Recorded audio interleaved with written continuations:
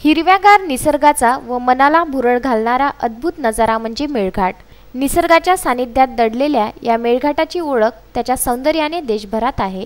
परंतु या मेळघाटाच्या नशिबी आलेले बालमृत्यू, मातामृत्यू, कुपोषण, बेरोजगारी असे अनेक भोग मात्र स्वातंत्र्याच्या 70 वर्षांनंतरही सुटले नाही।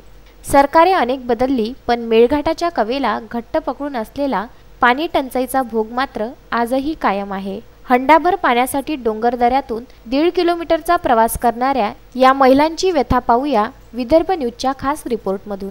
दुपारचे 2 वाजले, वरून सूर्य जणू आग ओकतोय। अशा परिस्थितीत डोंगरदऱ्यातून वाट काढत पाण्यासाठी दगडगोट्यांना तुडवत 1.5 किलोमीटर चालत येणाऱ्या या महिला आहेत मेळघाटातील चिखलदरा तालुक्यातील एकजिरा गावातील। 650 लोकसंख्येच्या या गावात दरवर्षी मार्च महिना लागला की या महिलांचा असाच जीवघेणा प्रवास सुरू होतो। या गावात पाणी पुरवठा योजनेसाठी मागील 4 वर्षात 10 लाख रुपयांचा, त्यामध्ये गावात 2 बोरवेल मारले, पण पाणीच न लागल्याने पैसा मात्र पाण्यात गेला।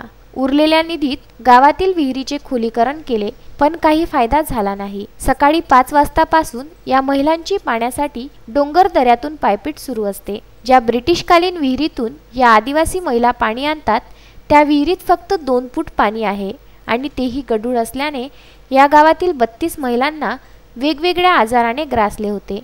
त्यामुळे आम्ही कोरोनाने नाही तर या विहिरीतील पाणी पिल्याने आधी मरून, अशी चिंता या महिलांनी व्यक्त केली आहे।